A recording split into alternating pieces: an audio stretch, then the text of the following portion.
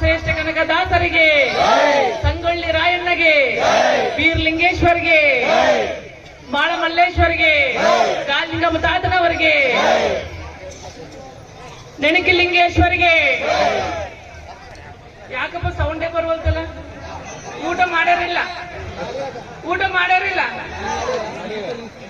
ನೆಣಕಿಲಿಂಗೇಶ್ವರನಿಗೆ, ಬೀರ್ಲಿಂಗೇಶ್ವರನಿಗೆ, ಪಟ್ಟದೇವರ ಜಾತ್ರೆ ಮಹೋತ್ಸವಕ್ಕೆ, ಅದೇ ರೀತಿ ಸಾಮೂಹಿಕ ವಿವಾಹ ಮಹೋತ್ಸವಕ್ಕೆ ವೇದಜ್ಞರು ಅಲಂಕರಿಸಿದಂತಹ ಪೂಜ್ಯರು, ಸನ್ಮಾನಿತರು, ನಮ್ಮ ಹಾಲು ಮತದ ಪೀಠಾಧಿಪತಿಗಳು, ಶಫಿ ಭಯ್ಯ ಬರ್ರಿ, ಇಲ್ಲ ಬರ್ರಿ ಬರ್ರಿ,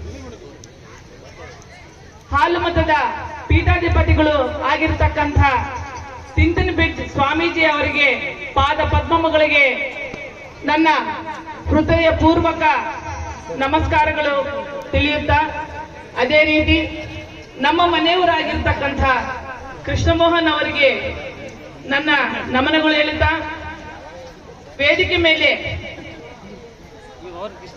ಬೆನ್ಕಲ್ ತಾತನವರಿಗೆ ನನ್ನ ನಮಸ್ಕಾರಗಳು ಹೇಳುತ್ತಾ, ನಮ್ಮ ಒಂದು ಗರ್ಜೆಯಲ್ಲಿ ತಾತನವರಿಗೆ ಪಾದಪದ್ಮಗಳಿಗೆ ನಮಸ್ಕರಿಸುತ್ತಾ, ಇನ್ನ ವೇದಿಕೆ ಮೇಲೆ ಸಮಯ ಅಭಾವದ ಮೇಲೆ ಪ್ರತಿ ಒಬ್ಬರ ಹೆಸರು ನನ್ನ ಮನಸ್ಸಲ್ಲಿ ನೆನೆಯುತ್ತಾ, ಇಲ್ಲಿ ಬಂದಿರತಕ್ಕಂಥ ನನ್ನ ಅಕ್ಕ ತಂಗಿಯರು, ಅಣ್ಣ ತಮ್ಮವರಿಗೂ ಎಲ್ಲರಿಗೂ ಈ ಸಾಮೂಹಿಕ ವಿವಾಹ ಮಹೋತ್ಸವಕ್ಕೆ ತರಳಿ ಬಂದಿರತಕ್ಕಂಥ ಎಲ್ಲರಿಗೆ ನನ್ನ ಹೃದಯಪೂರ್ವಕ ನಮಸ್ಕಾರಗಳು ತಿಳಿಸುತ್ತಿದ್ದೀನಿ ಬಂಧುಗಳೇ. 11-12 ವರ್ಷಕ್ಕೆ ಒಮ್ಮೆ ಬಂದಿರತಕ್ಕಂಥ ಈ ಜಾತ್ರೆ ಮಹೋತ್ಸವವನ್ನು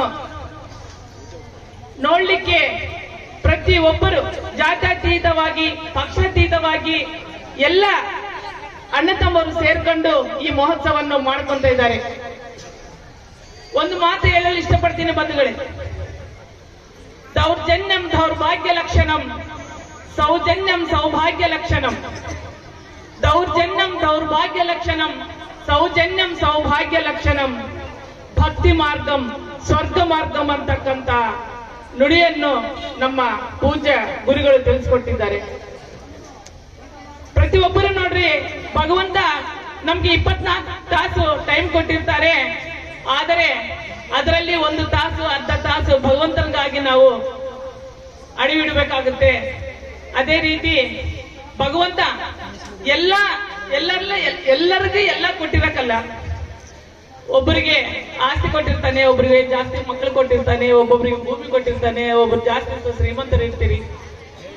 24 ತಾಸು ನಾವು ಮಹಿಳೆಯರು ಜಾಸ್ತಿ ಇರೋ ಕಾರಣ ಪ್ರತಿಯೊಂದು ನನ್ನ ಗಂಡ, ನಮ್ಮ ಅತ್ತೆ ಮಾವ, ನನ್ನ ಮಕ್ಕಳು, ನಾನು ಅನ್ನೋದು ಬಿಟ್ಟು ನಾವು ಕೂಡ ಇಂಥ ಸಮಾಜ ಕಾರ್ಯಗಳಿಗೆ ತೊಡಗಿಸ್ಕೋಬೇಕು ಅಂತೇಳಿ ಈ ಸಂದರ್ಭದಲ್ಲಿ ಹೇಳಿ ಇಷ್ಟಪಡ್ತೀನಿ. ನಾವು 24 ತಾಸಲ್ಲಿ ನಮ್ಮ ಸಮಾಜಕ್ಕಾಗಿ ಒಂದು ವಾರಕ್ಕೆ 1 ಸಾರಿ ಆದ್ರೂ ನಾವು ಅಡಿಬಿಡಬೇಕಾಗುತ್ತೆ. ಯಾಕಂದ್ರೆ ನಮ್ಮ ಸಮಾಜ ಆರ್ಥಿಕವಾಗಿ, ಸಾಮಾಜಿಕವಾಗಿ, ಶೈಕ್ಷಣಿಕವಾಗಿ, ಮುಖ್ಯವಾಗಿ ರಾಜಕೀಯವಾಗಿ ತುಂಬಾ ಹಿಂದೆ ಉಳಿದಿದ್ದೀವಿ. ಆ ರೀತಿ ವಾರಕ್ಕೊಂದ್ಸತ್ತಾದ್ರೂ ನಾವು ಸಮಾಜ ಕಟ್ಟಿ ನಮ್ಮ ಶಕ್ತಿಯನ್ನು, ಅದೇ ರೀತಿ ಸಂಘಟನೆಯನ್ನು ಮಾಡಲು ಮುಂದುವರಿಬೇಕಾಗುತ್ತೆ. ಅಜ್ಜರು ನಿಮ್ಗೆಲ್ಲರಿಗೂ ಗೊತ್ತಿರೋದಂಗೆ ಕರ್ನಾಟಕದಲ್ಲಿ ಪ್ರತಿ ಒಂದು ವರ್ಷ ಸಂಕ್ರಾಂತಿ ಹಬ್ಬಕ್ಕೆ 3 ದಿವಸ ಹಾಲು ಮತ ಸಂಸ್ಕೃತ ವೈಭವ ಅಂತ ಹೇಳಿ ಮಾಡ್ತಾರೆ. ಅಜ್ಜರು ಒಂದು 100 ಎಕರೆಯಲ್ಲಿ ಮಠ ಇದೆ. ತುಂಬಾ ಮಕ್ಕಳನ್ನ ನಮ್ಮ ಉಚಿತವಾಗಿ ಓದಿಸ್ತಾ ಇದ್ದಾರೆ.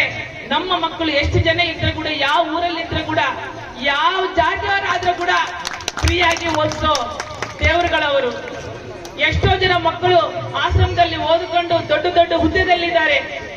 ಅದೇ ರೀತಿ ಹಾಲುಮತ ವೈಭವ, ಹಾಲುಮತ ಸಂಸ್ಕೃತ ವೈಭವ ಅಂತೇಳಿ ಪ್ರತಿ ವರ್ಷದಲ್ಲಿ ಸಂಕ್ರಾಂತಿಗೆ 12, 13, 14 ತಾರೀಕು ಸುಮಾರು ಲಕ್ಷಾಂತರ ಜನ ಸೇರ್ತಾರೆ, ಸಿಎಂಗಳು ಬರ್ತಾರೆ, ಮಿನಿಸ್ಟರ್ಗಳು ಬರ್ತಾರೆ. ಪ್ರತಿ ದಿನ ಲಕ್ಷಾಂತರ ಜನ. ಪ್ರತಿಯೊಂದು ನಮ್ಮ ಇತಿಹಾಸ ಅಂತಂದ್ರೆ ನಮ್ಮ ಕುಲದಲ್ಲಿ ಅಂದ್ರೆ ಮಹಾರಾಷ್ಟ್ರ ಆಗಿರ್ಬೋದು, ರಾಜಸ್ಥಾನ ಆಗಿರ್ಬೋದು, ಕರ್ನಾಟಕ ಆಗಿರ್ಬೋದು, ಆಂಧ್ರ ಆಗಿರ್ಬೋದು, ತೆಲಂಗಾಣ ಆಗಿರ್ಬೋದು, ಇಂಥ ರಾಷ್ಟ್ರಗಳನ್ನೆಲ್ಲ ಸೇರಿಸಿ ಆ ರಾಷ್ಟ್ರದಲ್ಲಿ ನಮ್ಮ ಕುರುಬರ ಇತಿಹಾಸ ಏನು ತಿಳಿಸಿಕೊಟ್ಟಂತ ಗುರುಗಳು ನಮ್ಮ ಕಣ್ಣು ಮುಂದೆ ಇದ್ದಾರೆ. ಇವತ್ತು ಗರ್ಜಪ್ಪನವರು ಎಲ್ಲರೂ, ನಮ್ಮ ಮುದುರ್ಮಾಯಿ ಅಣ್ಣನವ್ರು ಎಲ್ಲರೂ ಬಂದು ಇಲ್ಲಕ ನಮ್ಮ ಸ್ವಾಮೀಜಿ ಅವ್ರನ್ನ ಕರೆಯೋಣ. ಈ ಕಡೆ ನಮಗೆ ಸಂಸ್ಕೃತಿ ಅಂತಂದ್ರೆ ನಮ್ಮ ಹಾಲು ಮತ ವೈಭವ ನಮ್ಗೆ ತಿಳಿಸಿಕೊಡ್ತಾರೆ. ನಮ್ಮ ಸ್ವಾಮೀಜಿ ಅವ್ರನ್ನ ಕರೆದು ಎರಡು ಮಾತು ಮಾತಾಡಕ್ ಕೊಟ್ರೆ ಅಂತಂದ್ರೆ ನಮ್ಮ ಸೋಮಪ್ಪನ್ ಹೇಳ್ದಂಗೆ ನಾವೆಲ್ಲ ಲಕ್ಷಗಟ್ಟಲೆ ಖರ್ಚು ಮಾಡ್ತೀವಿ, ಎಲ್ಲ ಮಾಡ್ತೀವಿ. ಆದ್ರೆ ಒಂದು ಪ್ರವಚನಗಳು ನಮ್ಮ ಗುರುಗಳು ಬಂದು ಒಂದು ನಾಲ್ಕು ಮಾತು ಹೇಳಿದ್ರೆ ನಾವು ಯಾವ ರೀತಿ ಸಮಾಜದಲ್ಲಿ ನಡ್ಕೋಬೇಕು, ಯಾವ ರೀತಿ ಓದ್ಕೋಬೇಕು, ಯಾವ ರೀತಿ ನಾವು ಉದ್ಯೋಗಗಳು ತರಬೇಕು, ಯಾವ ರೀತಿ ನಾವು ಡಾಕ್ಟರ್ ಆಗ್ಬೇಕು, ಇಂಜಿನಿಯರ್ ಆಗ್ಬೇಕು. ಪ್ರತಿಯೊಬ್ಬರು ತಂದೆ ತಾಯಿ ಮಕ್ಕಳನ್ನ ಬೇರೆ ಊರಲ್ಲಿ ನಿಮ್ ಕಷ್ಟ ಎಷ್ಟೇ ಇದ್ರೆ ಕೂಡ ಬೇರೆ ಊರಲ್ಲಿ ಬಿಟ್ಟು ಓದಿಸ್ತಾ ಇರ್ತೀರಿ. ಆ ರೀತಿ ಅಂದ್ರೆ ನಮ್ಮ ಸಮಾಜ ಯಾವ ರೀತಿ ಹೋಗ್ಬೇಕನ್ನೋದು ತಿಳಿಸ್ಕೊಡ್ತಾರೆ ಅಂತ ಹೇಳಿ ನಮ್ಮ ಗುರುಗಳನ್ನ ಕರ್ಕೊಂಡ್ ಬಂದಿದ್ವಿ. ಇವತ್ತು ನಾವೆಲ್ಲರೂ ವರ್ಷಾಧಾರಿತ ಬದುಕುಗಳು ನಮ್ವೆಲ್ಲ. ಮಳೆ ಬಂದ್ರೆ ಬೆಳೆ ಬಂದ್ರೆ ನಮ್ಮ ಬದುಕುಗಳು ನಮ್ವೆಲ್ಲ. ಹಂಗಾಗಿ ಈ ಸಾಮೂಹಿಕ ವಿವಾಹ ನೋಡ್ರಿ, ಸಾಮೂಹಿಕ ವಿವಾಹಕ್ಕೆ ಯಾವುದೇ ಮಂತ್ರ ಬೇಡ, ಯಾವುದೇ ಟೈಮ್ ಬೇಡ, ಯಾವ್ದು ಡೇಟ್ ಬೇಡ. ಅಂದ್ರೆ ಒಂದು ಮಾಡಿದ್ರೆ ಟೈಮ್ ಬೇಕಾಗುತ್ತೆ, ಎರಡು ಮಾಡಿದ್ರೆ ಡೇಟ್ ಬೇಕಾಗುತ್ತೆ.